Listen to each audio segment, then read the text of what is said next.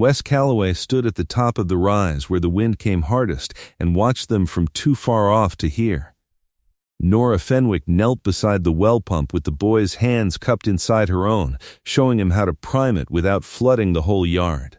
Sam laughed at something she said, a short bright sound that carried up the slope and landed somewhere under Wes's ribs he had not let anyone touch since Ellen died.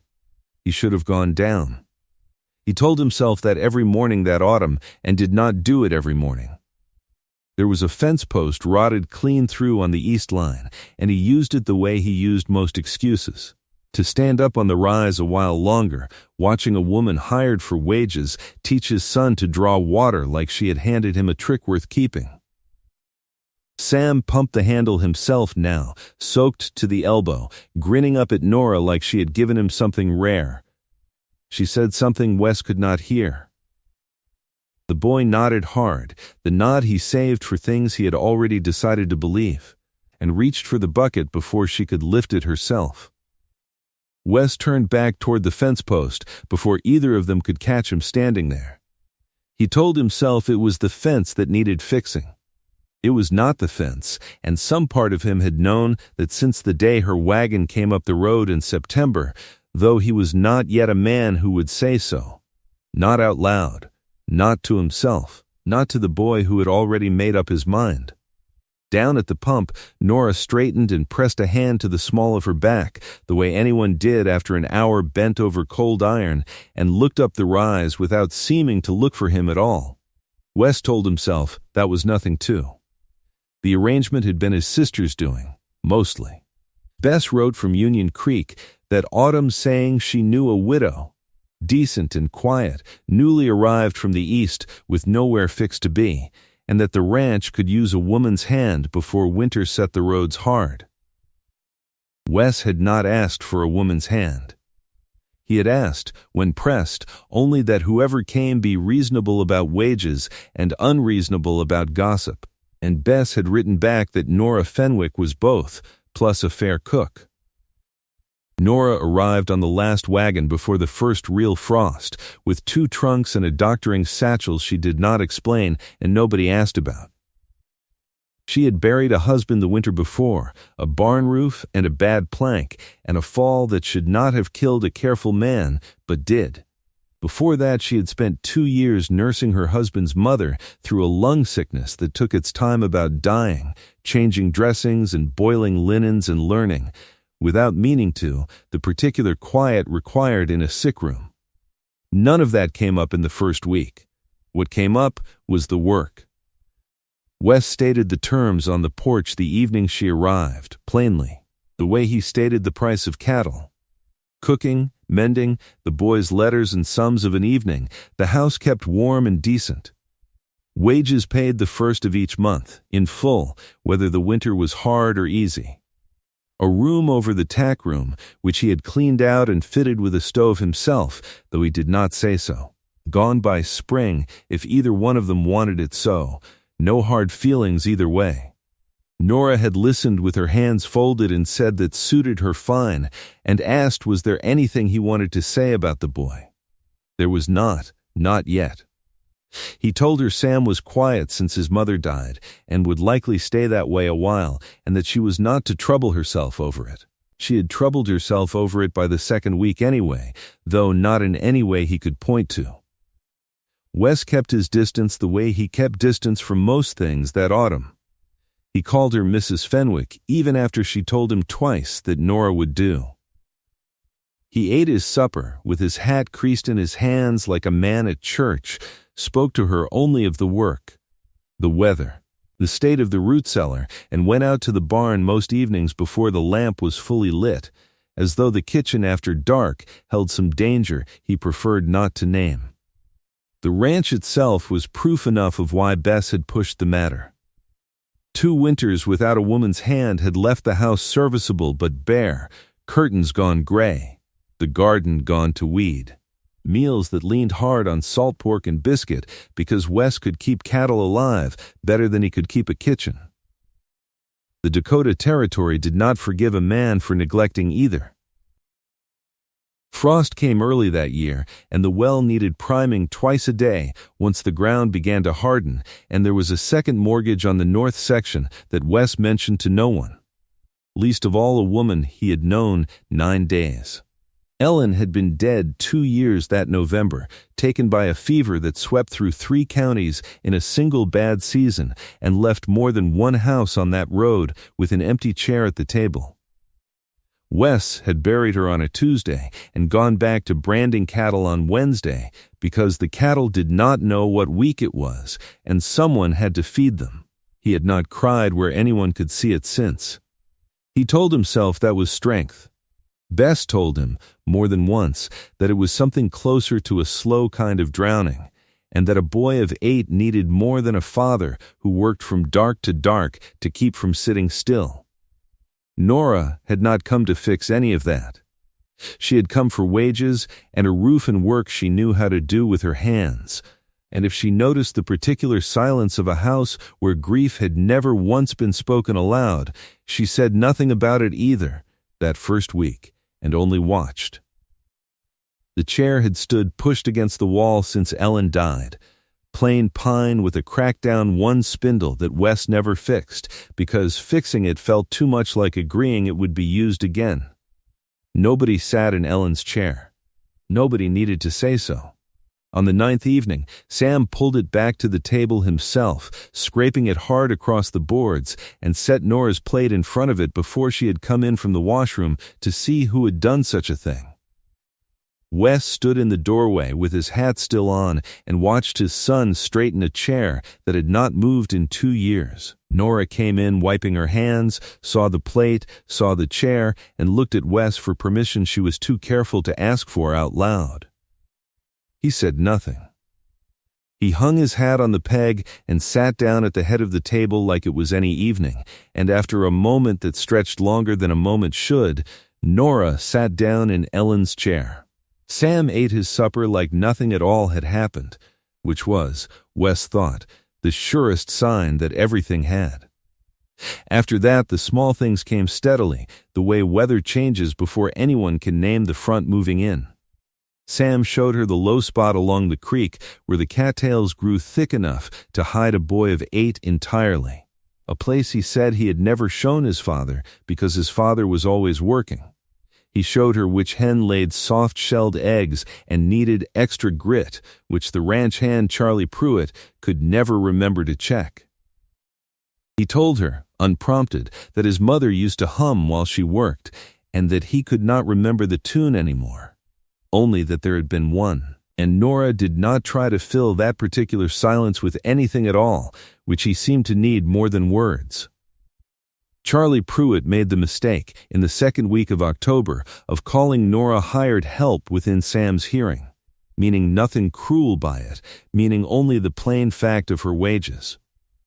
Sam had gone quiet and red around the ears and told Charlie, in the flat certain voice of a child repeating something he had decided was simply true, that Nora was not hired help, she was Nora, and that was different. Charlie had laughed it off and apologized to Nora directly, and thought no more of it. Wes, splitting kindling within earshot, thought a great deal more of it, and split the next log harder than it required. By the last week of October, Sam had taken to walking Nora out to see the horses each evening after supper, narrating each animal's habits and quarrels with the seriousness of a rancher twice his age, and Nora listened to every word as though the information mattered, which, to her, by then, it did. Wes noticed the boy laughing more. He noticed his own house smelled of bread more often than not. He noticed, one evening, standing at the barn door with a bridle in his hands and no clear memory of why he had come out there, that he had been watching the kitchen window for longer than fixing a bridle should take. He did not go in. He told himself the horses needed him. The horses did not need him.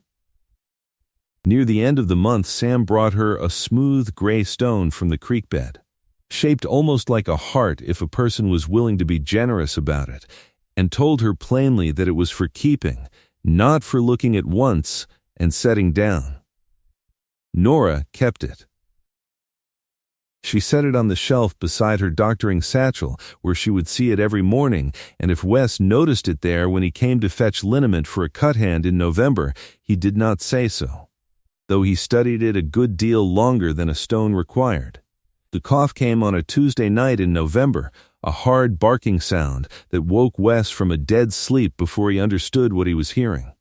He was down the hall before his boots were laced and found Sam sitting bolt upright in bed, fighting for each breath through a throat gone tight and raw, his lips gone the pale blue white of a boy not getting enough air.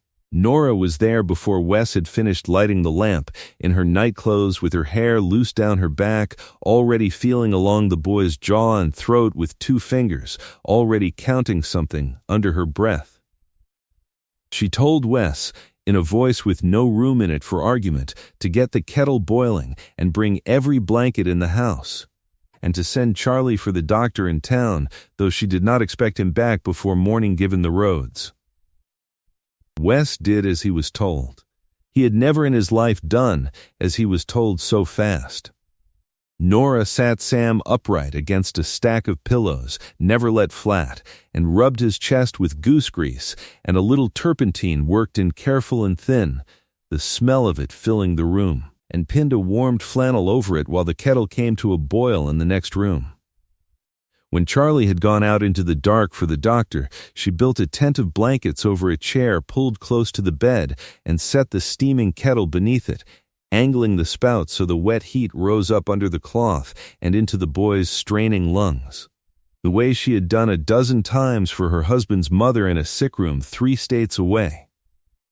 She checked his throat by lamplight twice in the first hour, tilting his chin with 2 fingers, looking for the gray film that meant the sickness had turned into something worse than a bad cough.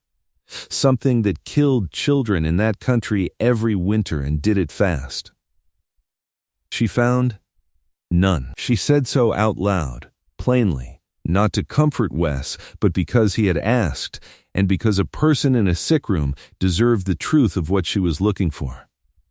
Wes stood in the doorway most of that night with his arms crossed hard against his own chest, useless in the particular way a strong man becomes useless in a sick room, and watched a woman he had known 8 weeks manage his son's breathing like she had been doing it her whole life, which, in the ways that mattered, she nearly had. Toward the middle of the night, the worst of it broke. Sam's breath came easier under the steam, the barking cough softening into something almost ordinary, and Nora sat back on her heels with her nightclothes damp through and her hair stuck to her face, and told Wes, quiet now that the danger had passed, that it looked to be croup and not the worst thing, that the boy would likely be sore and tired for a few days and no more than that. Wes asked her, low, how she knew the difference. She told him she had nursed a woman through 2 winters of lung trouble before this one, and had learned early which signs meant wait and which meant run for help, and that croup sounded far worse than it usually was, though nobody believed that at 3 a.m. with their own child fighting for breath in front of them. The doctor arrived past dawn, examined Sam, and told them plainly there was little more to be done that had not already been done, and did Nora have some medical training somewhere? Because she had done exactly right by the boy, and most grown men in this territory would have panicked and made it worse.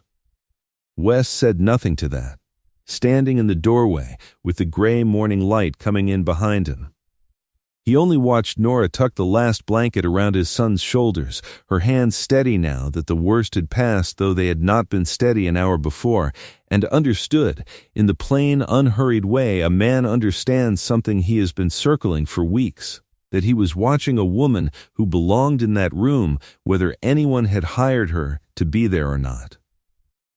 Word of the boy's croup traveled faster than Wes would have liked, the way sickness news always did in a county with more gossip than doctors, and by the first week of December it had reached Agatha Pruitt in Sioux Falls in a letter from a cousin who thought she ought to know. Agatha was Ellen's mother, a widow herself with a comfortable house in town, a standing pew at the Presbyterian church, and a settled conviction that her only grandson was being raised on a failing ranch by a man too proud and too grief-struck to admit he could not manage alone. She arrived on the Thursday stage with 2 trunks and a lawyer's letter she did not yet produce, and made her case to Wes on the porch before she had so much as taken off her traveling gloves. She was not unkind about it. That was the trouble. She loved the boy, plainly, and she was not wrong that the ranch had 2 mortgages on it, and a roof that needed mending before spring, and a father who worked from dark to dark and had, by her own count, nearly lost his son to a fever with no doctor nearer than 3 hours by bad road. She said Sam deserved schooling proper, a warm house that did not depend on one hired woman's competence in an emergency, family nearby who could see him grow, and she said it all with her hands folded and her voice even, the way a person speaks when they believe entirely in their own reasonableness. She proposed, plainly, that Sam come live with her through the school year, with visits arranged, and that Wes think seriously on whether keeping the boy on a ranch that could barely keep itself was truly what was best for him, or only what was easiest for a man unwilling to admit he was drowning. Wes did not have a clean answer to that, and Agatha, watching his face, seemed to know it. Nora kept to the kitchen during that conversation, understanding without being told that this was not a matter she had standing to enter, though Sam found her there twice that first evening and stood close beside her at the stove without explaining why, and she did not ask him to. Agatha stayed the week, courteous to Nora in the careful way of a woman deciding whether someone mattered, and asked her directly, on the second evening, what her intentions were regarding the household, and whether she understood her position there was, in Agatha's words, temporary by its very nature. Nora said she understood her position exactly, and that she had never claimed otherwise, and Agatha seemed satisfied enough with that answer, though Nora lay awake a long while that night, turning it over.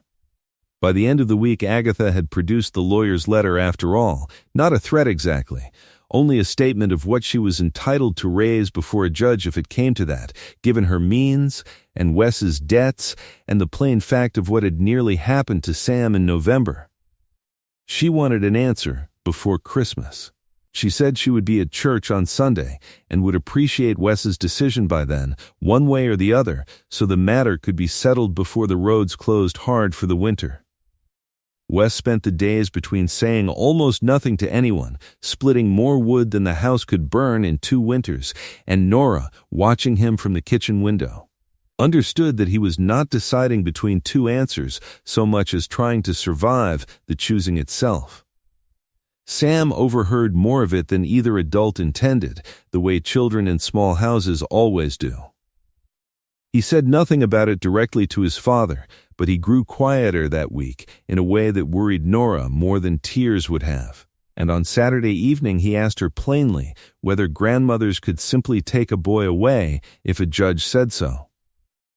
Nora told him the truth as far as she understood it, that grown people argued about such things sometimes and a judge decided, and that whatever happened, it would happen because people loved him and were frightened of losing him, not because anyone meant him harm. Sam considered that a long while, sitting on the kitchen step with his knees pulled up, and then asked her whether she would still be there on Sunday.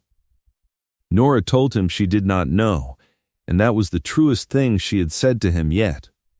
Sunday came clear and hard frozen, the kind of cold that made the church bell ring sharper than usual across the flat white country. Agatha arrived early and settled herself at the end of the Calloway pew with the particular stillness of a woman waiting for an answer she believed she already had a right to. Sam arrived early too, ahead of his father, who had stayed back to see to a horse that did not need seeing to. He went straight to the pew, climbed up onto it in his good coat, and unfolded the small quilted blanket his mother used to keep across her knees during the long winter sermons, the one that had sat folded in the trunk since she died because nobody had known what else to do with it. He laid it out flat on the pew beside himself, smoothing it with both hands the way a person smooths a place they mean for someone in particular, and then climbed down and stood beside it, guarding the space, while the church filled in around him. Agatha watched him do it and said nothing, though something crossed her face that was not quite objection and not quite approval either. When Nora arrived with Wes, a little behind the rest on account of the frozen well pump that morning, she saw the blanket laid out on the pew and stopped in the aisle for one breath before Sam took her hand and pulled her toward it, plain as anything, and she sat down where he had made a place for her. The minister had not yet begun when Agatha rose, quietly but audibly enough for the front rows to hear, and asked Wes, in front of God and the congregation and her own grandson, whether he had reached a decision on the matter they had discussed. Wes opened his mouth to answer, and found he had no answer ready that would satisfy either the woman beside him or the boy standing at her knee. Sam answered first. He said he was not going to Sioux Falls unless Nora came too, because Nora sat with them now, and family sat together, and that was simply how it was. He said it plainly, looking at his grandmother, and not at his father. And then he climbed up onto the pew and sat down beside Nora on the blanket he had laid there himself, and folded his hands in his lap the way he had been taught to for church, as if the matter were now settled and the service could proceed. The church went very quiet. Agatha stood a moment longer with her hands still resting on the pew rail, and for the first time since she had stepped off the Thursday stage, she looked less like a woman arguing a case and more like a grandmother watching her only grandson choose, plainly and gently, a family that had assembled itself around him in 4 short months. She was not a woman easily moved, but she was not a stone either, and something in her face loosened. Just slightly, before she gathered it back into composure and sat down waiting, like everyone else in the church now, to see what Wes would do with what his son had just handed him. Wes stood there in the aisle a moment too long, his hat in his hands, looking at the boy and the woman sitting together on his dead wife's blanket as though they had always sat there, as though the pew had simply been waiting 4 years for someone to fill it properly again. Nora did not look at him. She kept her eyes on the hymnal in her lap, her face arranged carefully into nothing at all, though her hands, folded there, were not quite steady. Someone near the back cleared their throat. The minister, sensing the moment had passed whatever point sermons were built for, opened his book and began the first hymn, and the congregation rose to sing, and Wes sat down beside his son in the pew his wife's mother had come 300 miles to empty, and said nothing at all through the whole of the first hymn, because there was nothing he could have said that would not have broken something in him he was not ready, in front of that many people, to let show. Nora left the church that morning believing she had done something unforgivable. She had let a boy declare her family in front of his own grandmother and a full congregation, without ever being asked whether that declaration was hers to accept, and she spent the ride home turning over the plainest solution she could see, remove herself from the middle of it before her presence cost Sam the security his grandmother could offer and his father could not yet promise. By the time the wagon reached the yard, she had decided. She packed her 2 trunks that afternoon, while Wes was out at the barn, and Sam lay down for his Sunday rest, moving quick and quiet the way a person moves when they have talked themselves into something and are afraid of losing their nerve before it is done.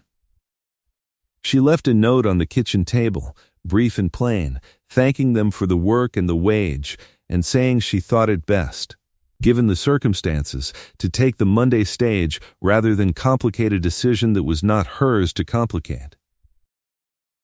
She was most of the way down the frozen road, riding beside Charlie on the hired cart carrying her trunks toward town, when she heard a horse coming up hard behind them. Wes pulled up so close the horse near ran past the cart, and before Charlie could rein it fully in, he had climbed up onto the wagon seat beside her, breathing like a man who had ridden faster than sense allowed. His hat was gone somewhere on the road behind him. He did not reach for her. He only sat there in the cold and said the one true thing that had been sitting in his chest since he read her note at the kitchen table. "I thought I'd lost you. I only meant to make it simpler."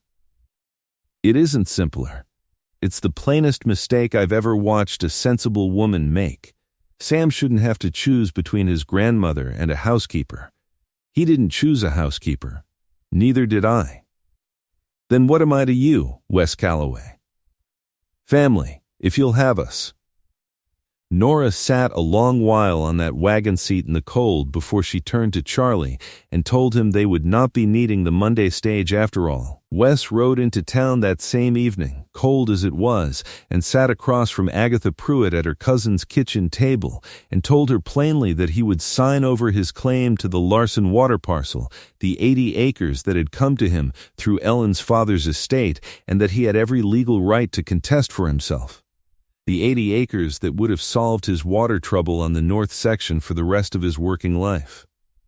He told her to hold it in trust for Sam's schooling, every dollar of it, administered however she saw fit, so that no judge could ever again say the boy's future depended on one stubborn man's pride. Agatha studied him a long moment across the table and said that was not what she had asked for. Wes told her it was what he was giving anyway, because it was the only proof he had that would outlast an argument.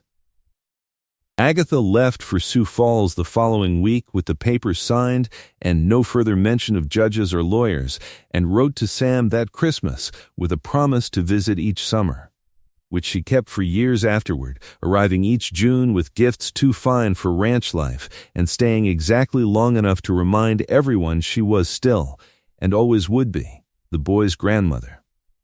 The Larson parcel sat unused that first winter, its water rights held quiet in trust, while Wes hauled from the same cracked well he had always hauled from. And if it cost him more than he ever said aloud, he never once mentioned it in front of Sam or Nora, and neither of them asked him to. Ellen's chair stayed at the table through that winter and every winter after. Nora sat in it each evening without either of them remarking on it any more, the remarking having worn itself out sometime before the first snow. The blanket stayed folded on the Calloway pew from then on, every Sunday, laid out before the family arrived by whichever one of them got there first, and it became, without anyone deciding it should, simply the shape the pew was supposed to take. Sam still walked Nora out to see the horses most evenings after supper, narrating their habits with the same seriousness he had at 8, though his voice cracked a little more with each passing year, and Nora still listened to every word as though it mattered, because it did, and had from the first cold evening she watched a boy scrape his mother's chair back across the floor and set a plate down like the matter was already decided. Every Sunday morning, rain or hard frost, the blanket went out on the pew before the bell rang, and the family filled in around it the way water finds its level, quiet and certain and completely unremarkable to everyone but them.